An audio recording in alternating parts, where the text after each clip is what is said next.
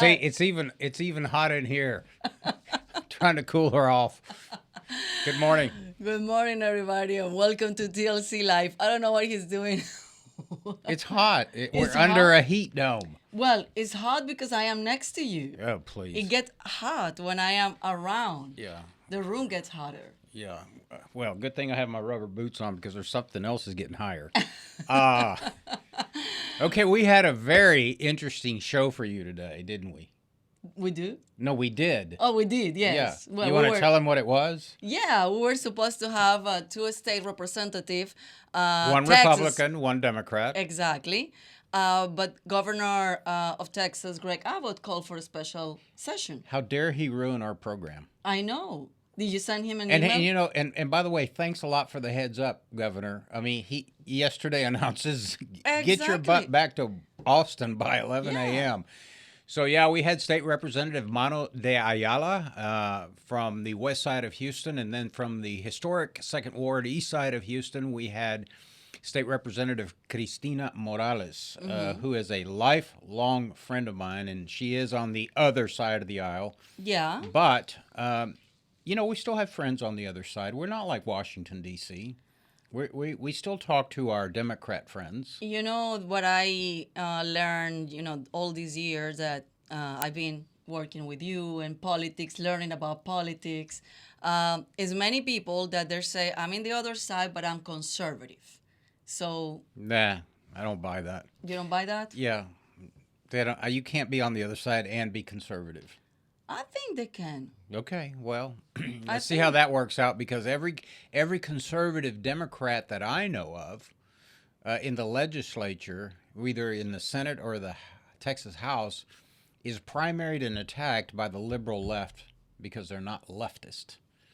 I'll just give you an example. Senator Eddie Lucio, good man, actually former county treasurer, I believe, of Nueces County or Cameron County or Hidalgo County. I don't know, but he was a treasurer and became a Texas senator. And they're always after him because of his pretty conservative principles, but he's a Democrat. He's an old line Democrat. You know, back when the Mexican American community in Texas had to fight for their civil rights, because as we all know, and we can't deny this, Mexican descendants, whether it was first generation or fourth generation in Texas, were poorly treated, almost as poorly as African Americans. There were lynchings, there were draggings, there were beatings, there were killings. It was, an injustice. And so the Mexican American community joined with the African American community, and they've had that strong bond for many, many years. Now that's starting to break a little bit because, this isn't the 50s anymore. I mean, we've worked very hard to extend civil rights to everybody in the United States. Are we perfect? No. But is it better? Yes. And so now Hispanics, for example, and there's a big difference, Andrea. The African American community were brought here as a race, black people from Africa, descended into the Caribbean, and then were brought into America for the purpose of serving as slaves sold as chattel, which means property. They were auctioned. It was horrible. And then they were enslaved, working on plantations without any compensation, and it was horrible.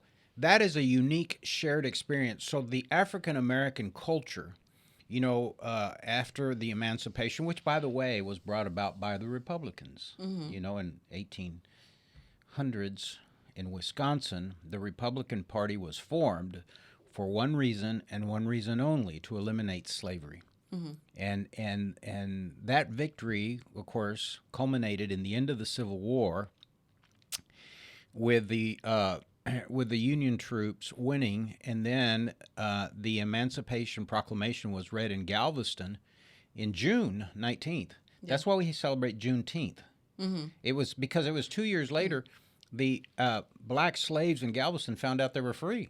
Yeah. But anyway, that's the history of the Republican Party. But anyway, So the idea of wait, the wait. show. The point is that the African American community has a shared traumatic experience where the Hispanic culture does not. Early on in Texas, well, they did, but now it's so diverse. Now people come here, and we don't have that institution of slavery among Hispanics. That's why we still get a good chunk of the Hispanic vote votes Republican. Not a majority, but generally you can count on between 1/3 to almost half, and sometimes Hispanics voting Republican. So that's my Well, I came back yesterday from Arkansas. That traitor. I was no, I was. Traitor. Her I was. daughter has decided to join the I'm not a Razorbacks. traitor. It's my daughter is a traitor. I mean, geez, a Razorback. She's a traitor, not me. It's a good school. I'm just it's kidding. It's a really good school. We have great schools around So I here. was there for 3 days in the orientation, college orientation, and I was sitting yesterday having lunch with my kids, and 3 Hispanics that work in the college. The one Colombiano, 2 Colombianos, and 1 from Puerto Rico. And we were talking, they heard me speaking in Spanish. Mm-hmm. No, not in English. Speaking. Speaking. Speaking and not in Spanish. English, but in Spanish. Speaking English. And then right away, the Colombiano said, "Oh, you're from Colombia." I said, "Yeah." So I started talking to them, and I don't know how we ended up. Were they college students? How old were they? No, they young employees at the university. yeah, they were there, and they're not. I mean, my age. Just fine. Yeah, so young, very young. So, no, they work over there, and the one is a cleaning service, and the other one is front desk. Diversity, and I don't know how we ended up talking about politics, and I find out it's like we cannot wait for Biden to get out of office. Yeah, we want a Republican president again, and they were talking. I was like, "Wow, so you guys are conservatives?" I was like, "Yes, we come here to work," and they were like talking about that. Yeah, but actually, there's an Axios poll that came out, which was shared via email yesterday by our pollster Lance Torrance. I was just on the phone with him, talking about the difficulties and the headwinds that the Democrats have with respect to the Hispanic vote. The problem is, I've said this before, I travel the state of Texas and I meet with Republican clubs and Republican county party chairs who want to know, what do we do? How do we message Hispanics? Well, you got to message them. Conservatives don't invest in terms of messaging at the level that Democrats do. That's our Achilles heel as Republicans and conservatives. If we could get our message out, and I'm talking about, there was also an article that said how ridiculous the Democrats' Spanish version messaging are. Biden came out with a webpage when he was running for president with all kinds of grammatical errors and syntax that didn't make sense. But we have to invest, folks. As conservatives and as Republicans, you've got to invest. You got to get away from this mentality that, well, if we message Hispanics, I'll vote Democrat. No, if you message them correctly, and we have the polling data that says how to message them and how the Hispanic community sees their community and what they want from a political party in terms of representation, then yes, you would make bigger gains. But we're having difficulty trying to get that. But anyway, that's sort of internal dirty laundry we don't want to air on this program. But we do have a guest, and let me just say, this young man reached out to us. Mm-hmm. He has declared a candidacy. I'll let you introduce him for mayor of Houston. Yeah. And he apparently watches our program. And we've always said, if you watch this program, you're running for office, and you want to share something with us and the community, feel free to do so. And also he shared his conservative values. And so he's reached out to us, and we're delighted to have him on the program. The other thing I want to say, since our originally planned program has fallen through, thanks, Governor Abbott. I'm kidding. We would like for you guys to participate. So if you want to participate, Andrea has us live here on her phone via Facebook. But you guys can send us a message. And if you want to be on the show, or call us, no? I think we still have the number. We still have Mark. A phone number, Mark? He'll get it up there. Mark will get you on the air. But if you want your shining face to be on the program, like Derrick is about to be, send her a message on Facebook. We read them right here. We get messages all the time.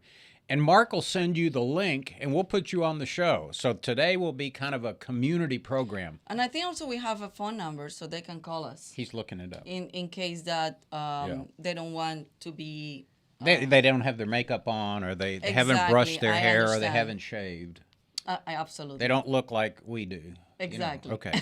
All right, let's get Derrick up. So this year we have elections in November, and it's gonna be for mayor, for city council member, for city controller, as you're running also for that position.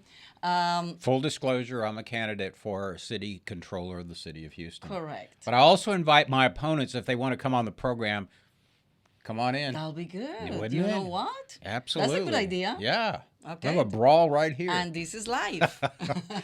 Okay, so we today we're having Derrick Broze. He is a candidate for mayor of Houston, and he's conservatives. And I was reading his website, and he said that he's the only candidate that is conservative, which is, but the mayor is a non-partisan race, but.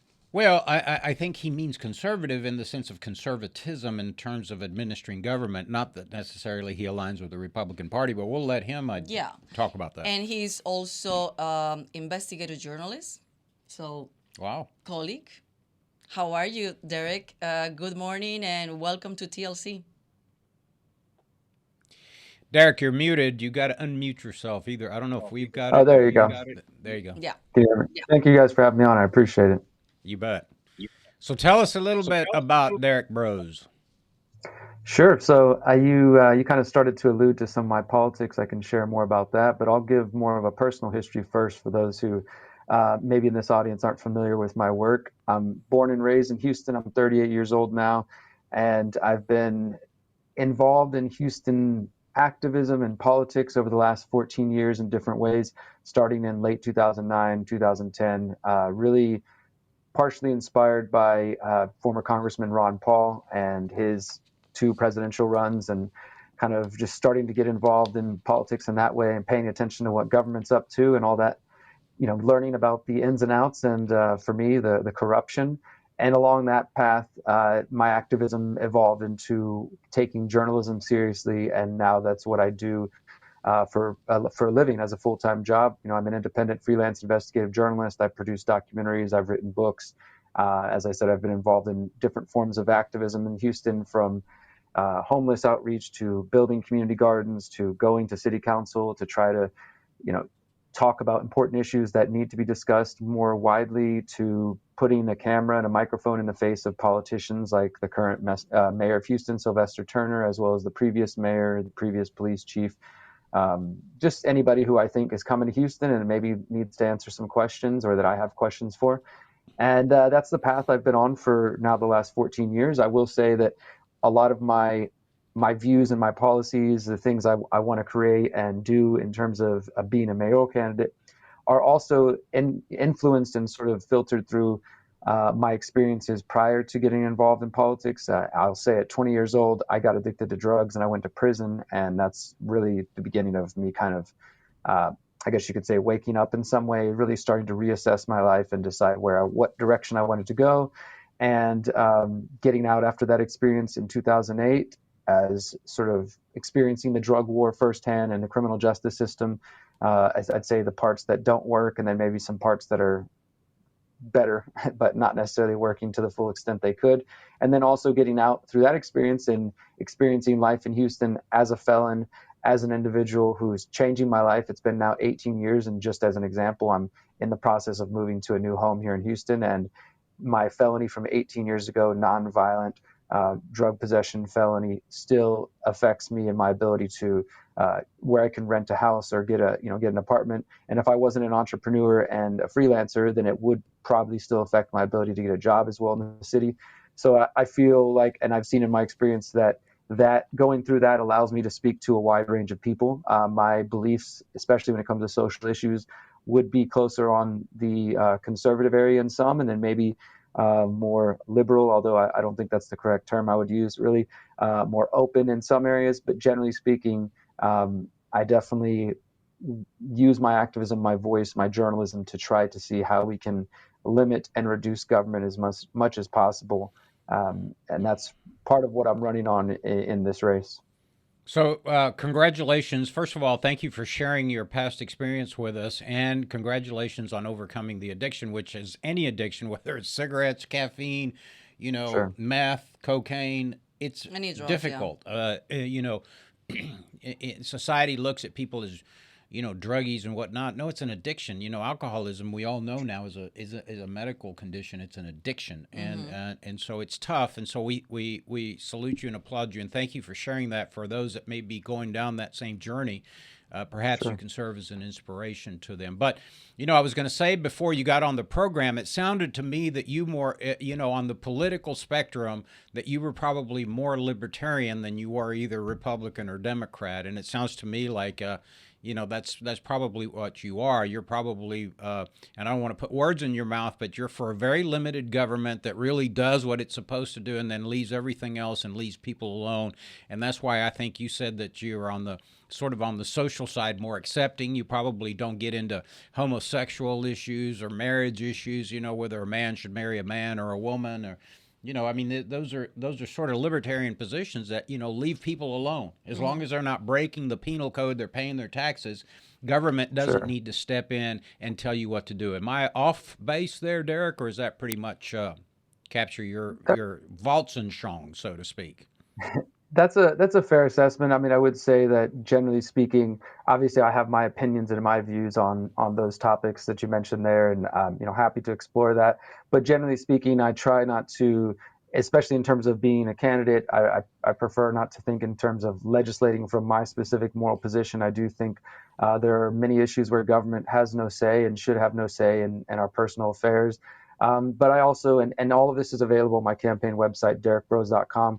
For example, we'll just go ahead and broach the topic. It's Pride Month here. I put out a blog post earlier this month sharing my views on that rather controversial, increasingly controversial area of discussion for anybody who's curious, and kind of sharing, like I said, that balancing my views from a conservative point in some areas, but also, again, wanting the government to not necessarily interfere in people's livelihoods as well. Well, I got to tell you, that's a very nice website. We've been looking at it and commenting on it. So whoever did it, kudos to them. And kudos to you for putting your name in the hat. Because as you know, I've run for mayor twice. I served on the city council 6 years. I don't know if you're aware of that. You're young. You were probably in diapers when I was in government. But congratulations. It's a tough job. So let me ask you the tough question. To run for mayor of Houston, you've got to do a lot of advertising. A lot of folks think, well, I put my name on the hat, I'll pay the $1,250 to get my name on the ballot. But then how do you get your message out? Because if people don't hear your message, Derrick, they're going to go down the ballot. There's, 14 names on there. Obviously, the name Senator John Whitmire or Congresswoman Sheila Jackson Lee will stand out. Those are the two top names. So how do you overcome that? How do you get your message across to Houstonians? Yeah, so I mean, you're 100% right. It's about reaching people, getting people to be aware of your name, because even if you have the best policies out there, if they have no idea who you are, well, then they're not going to support you. And the claimed top two candidates, I really do take issue with the way the media reports on this. There's often this reports of, here are the 5 candidates running. Currently, there are 12 people who have filed for campaign treasurer, including myself. And in a couple of weeks, when we can file to be on the ballot, I'll be there to file and pay the fee on day one, because I'm serious about this race, as I was in 2019. Part of my strategy and our efforts has been, I have the benefit of having been doing this sort of work for 14 years now. So I have my own kind of built-in following via social media, and as well as support base here in Houston. So we're not starting off totally from scratch, but there is also the issue, of course, that the average voter in Houston is 60 and older. There's very little voting from anybody my age or younger, and we're trying to see what we can do to activate them and to inspire them to really care. But at the moment, the average voter is probably not somebody who's following me on social media, right? Somebody who is much more familiar with Sheila Jackson Lee, much more familiar with John Whitmire. And so we're doing the traditional stuff of block walking. We're going out to events. We're doing phone banking. We've got voter data at our disposal, and we're definitely leveraging social media. We're doing public events. I'll mention we have an event coming up on July 9th, and this is in the downtown Houston area in the 3rd Ward at Axelrad, which is a very popular weekend venue for let's say the 40 and under crowd who to go hang out on the weekends. And so we'll be having some music and we'll be having the campaign. We're doing things like that as well. We're trying to go to the neighborhoods that we know are voting, a voting demographic that will vote in every election, reach out to them. But also we're trying to activate people who maybe don't see anything in this race, because the two people you mentioned there are deeply tied to the Democratic Party, as are the other alleged main candidates, Robert Gallegos, former council member, and others. I would say 70% or more of the candidates are tied to the Democratic Party and do support the Biden agenda and far left policies, Build Back Better agenda.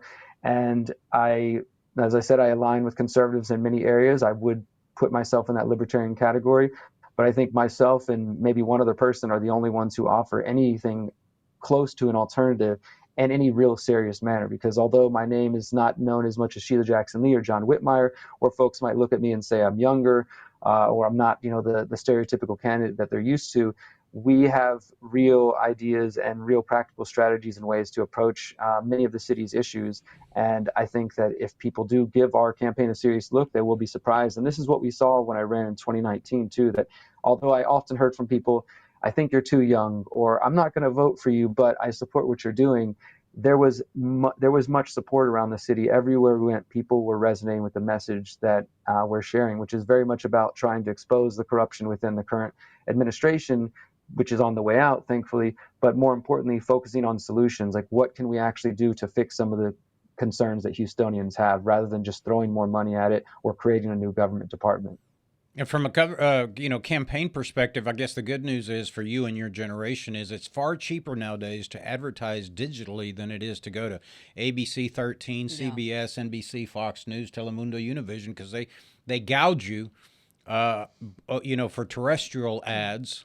But you can do digital ads. Yeah, and social media these days. Social media nowadays really is taking over. People are really more in social media than watching TV. Yeah, and I got to say, I was watching the news the other day, Andrea, and it's just that they don't do anything innovative. Nothing. They report on the shot, the 3 homicides over on the north side, east side, and one on the southwest side. The concrete buckling. I mean, every station does the same thing. It's like the news directors call each other. They go to happy hour together the night before. Say, "Well, what are we going to talk about tomorrow?" No station is out there doing anything innovative. No, and the worst thing is and investigative then reporting. You watch the news in English today, and tomorrow the Spanish. Yeah, they pick it up. The Spanish they put what the English did it's yesterday. The English wire. That Nobody is innovative, and that is ridiculous. That's why. And you as a journalist, I'm sure you know that.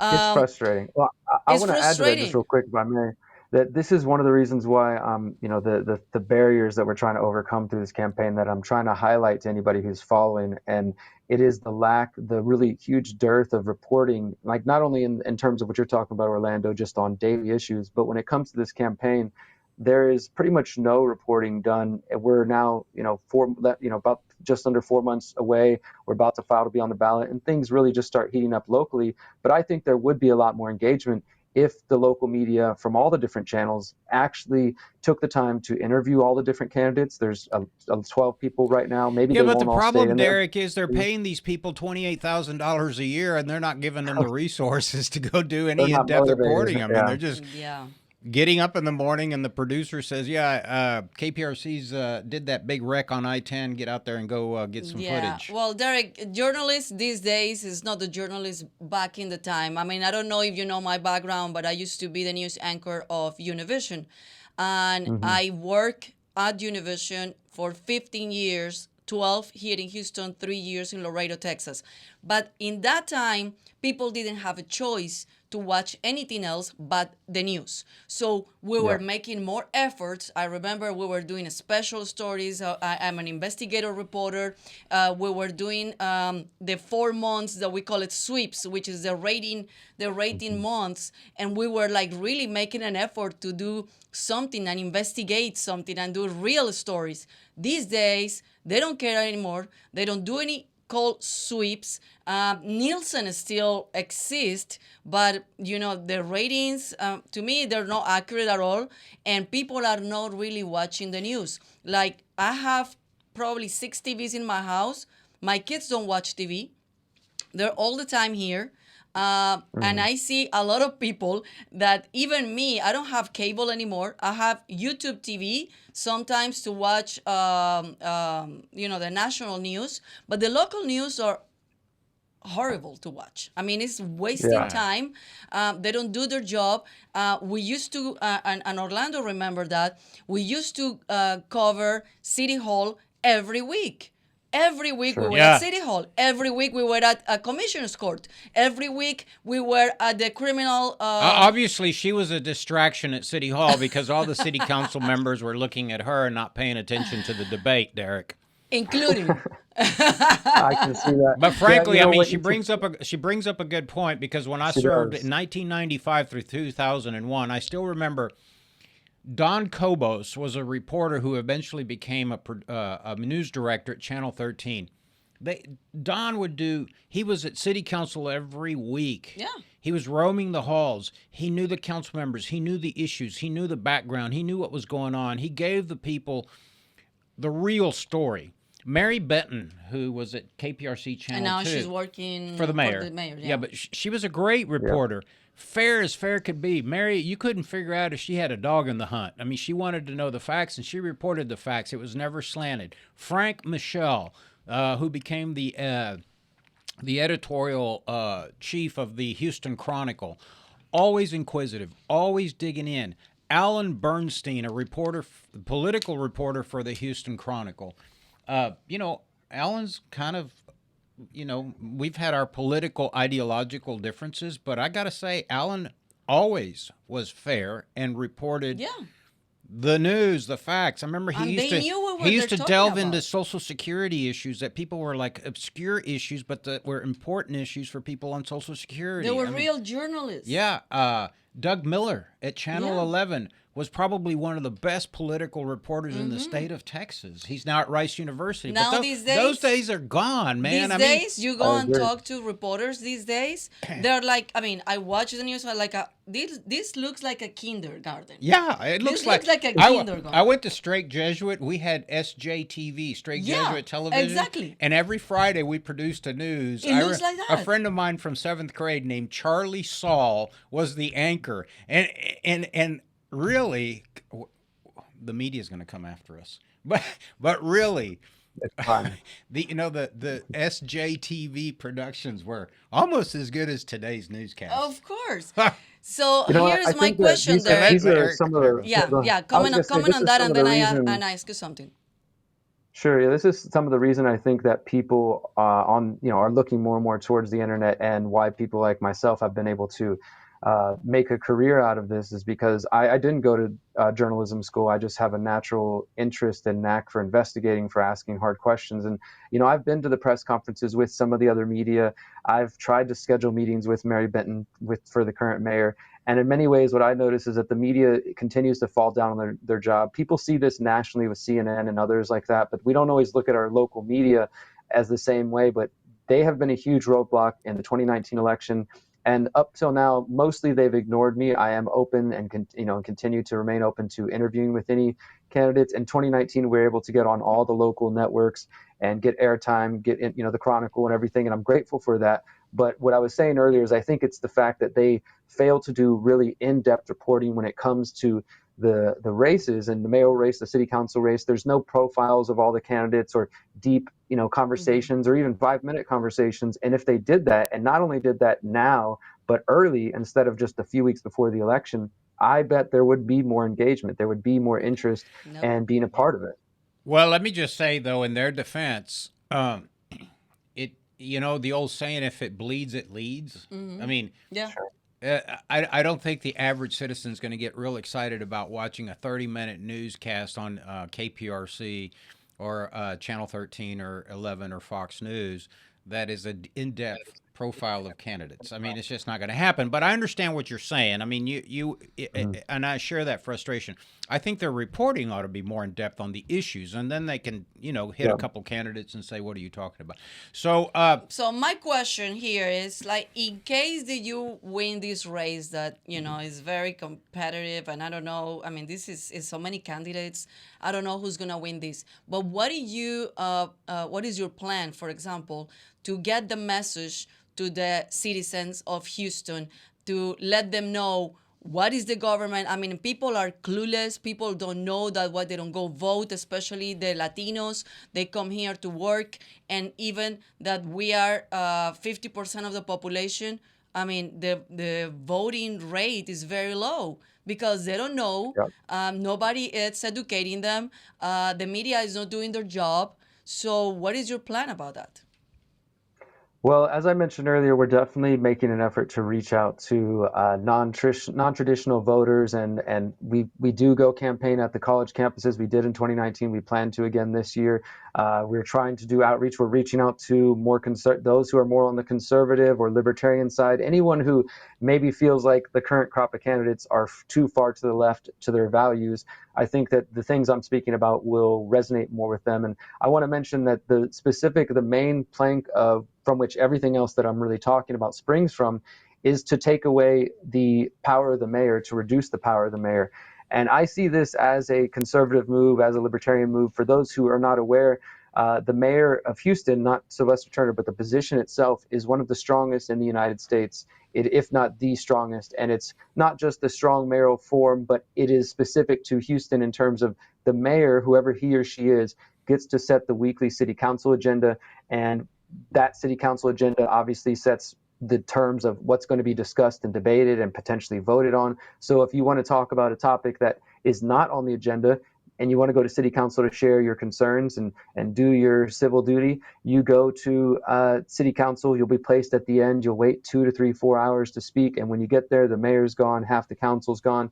And it's really a huge roadblock to progress that I've seen time and time again over the last decade plus. So we're calling for amending the city charter to make it that if 1/3 of city council, which would be 3 to 4 council members, if 1/3 of the council says my constituents are calling me, they're concerned about this issue, it should automatically be placed on the agenda. That the mayor does not have the power to block that. As it stands now, though, even if you had all 16 council members saying my constituents are concerned about this particular topic, we need to discuss it, we need to debate, maybe potentially introduce a resolution and hold a vote, the mayor can still say no. And this sets up a situation where city council members have to get in good terms with the mayor in order to get anything done. I think that is part of what breeds corruption at the mayor's office. And thankfully, people are actually resonating with this idea. It took off in 2019. There was a coalition of groups in Houston that got together and gathered more than 40,000 petition signatures, and they succeeded. And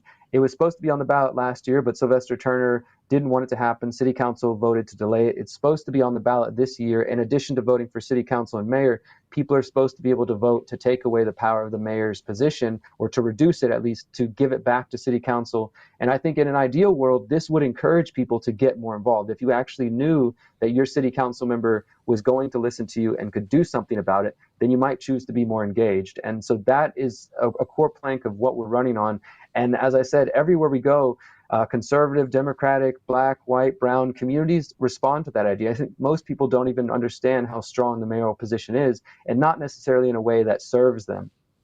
As opposed to San Antonio, for example, where the city manager really takes on the role of most of the duties of a mayor of Houston. For what Derrick is talking about is that every department head in the city of Houston works for the mayor. They answer to the mayor. Mm-hmm. Council members can call the head of public works and engineering, and they can go tell him to go pound dirt. I mean, they don't have to listen to the city council members. Now, they normally do, because the council member may go to the mayor and grovel, and the mayor says, hey, take care of that pothole in District E or District I or District J.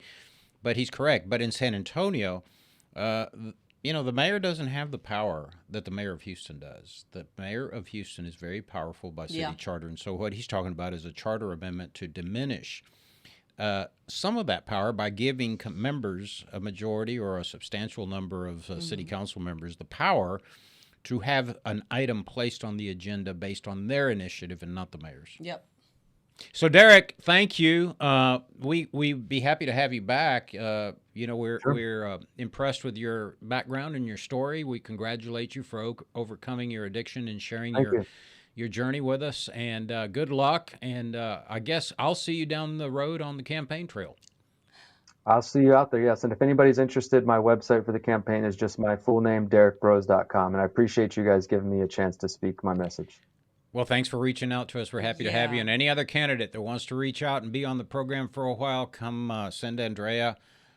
First of all, buy her a margarita and then send her an email. She'll get you scheduled on the program. Derrick, good luck. Thanks for joining us. Derrick, thanks so much. We're talking to I'm trying to get you a free margarita. We're talking to addictions, and then people gonna see well, we're not I'm addicted to margaritas. We're moderate consumers, aren't we? Well, I love margaritas. It's one of my favorite drinks. Yeah, I can attest to that. Yeah. Yeah. And now that 4th of July is coming up, so probably I'm gonna have a lot of margaritas. El 4 de Julio. El 4 de Julio. I'm talking about 4 de I Julio. want to know how high Budweiser, Bud Light, InBev sales are going to be 4th of July. They're going to take, my prediction is they're going to take a huge hit. Actually, Well, you know that they're not the #1 beer anymore. I know. It's a Mexican beer, Modelo. Modelo. Modelo Especial. I thought it was Dos. Dos X no, Modelo Dos Especial. Equis is actually pretty good beer. I'm still, look, I mean, everybody said, I'll drink an American beer. There aren't American beers anymore. Nope. InBev is not American. Mm-hmm. They own Budweiser, Bud Light. I think the Canadians bought Coors. I don't know who owns Miller. It used to be, God, I can't remember. But anyway, if you want American beer, support your local microbrewery. Uh-huh. They're all over the country. Oh I mean, God, you go yes. to Denver, and you go to Bozeman, or you go to we have Livingston. a lot of ones, and they're really good. We have St. Arnold's. We have, what is it, Carbach?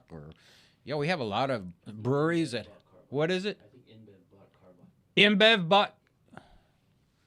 It's like, golly. I don't know. I'm not a beer drinker. So anyway, the point is, I want to see what the InBev sales are in America for their brand Bud Light. I mean, I don't get wrapped around the axle about that. But what's interesting is I'm really shocked that the American people have sent a strong message to, the term is woke corporations. Correct. But Disney is suffering. Yeah.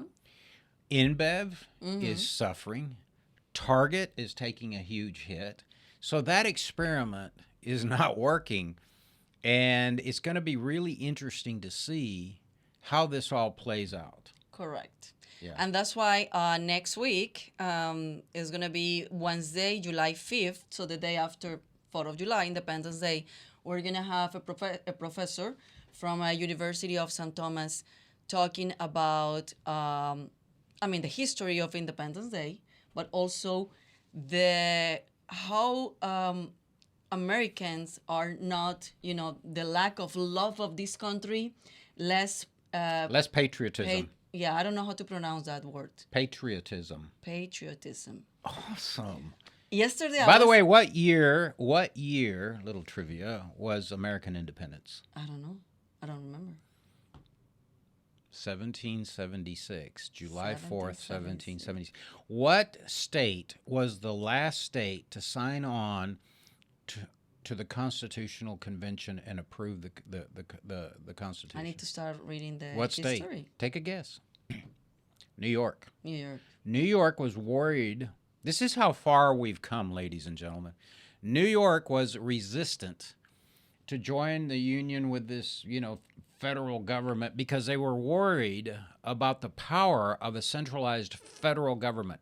And it was New York that came up with all of the individual rights and probably responsible somewhat for the Bill of Rights. And and now New York and California are like, damn America, damn the civil rights. Let's tell everybody what to do. Let's tax the hell out of them. Yeah. And now everybody's leaving those states. Yep. So, 1776, July 4th was the Declaration of Independence from the British, and New York was the last holdout to sign on to That's going to be the a new good, republic. Educational program. It will be. I'm looking forward to it. Yeah. All right. Well, thank you so much for being with us today. We still have a little time that you and I can chat, but I know that you want to get started doing other things today. Now he's She blaming wants to me. go. She wants to start 4th of July early by drinking margaritas. No, at lunch. it's not true. It's not true. I am. No, it's not true. Not today. Okay. Not today. But no. I mean, you want to keep talking? No, we're done. Okay. All right, folks, we need your help. TexasLatinoConservatives.com is our webpage. As you know, we are a nonprofit organization that engages in education and advocacy. And we train young Hispanics that are conservatives to be the next crop of conservative leaders in the state of Texas through our organization called Leadership Latino. We're also a general purpose political action committee in the state of Texas. So you can donate to either one. Help us. We rely on donations from conservative Texans to keep everything that we're doing going, including this program, our engagement efforts, our training efforts. I was in Bastrop, Texas. Actually, thank you to the Bastrop GOP. Curtis, the chairman, had me over. They had a good crowd attend. I spoke for about an hour, and it's very engaging. Wow. When was that? Monday or Tuesday, I can't remember. I was just the other day. Okay. I don't know. I lose track of days. But anyway, I get invited to speak to counties all over Texas. And so Bastrop, thank you for your hospitality. Look forward to coming back. And if you need me to come by and speak, or if you want to see Andrea, just send us an email. Take care. We'll see you next week. Nos vemos el próximo miércoles. Hasta Chao, luego. chao.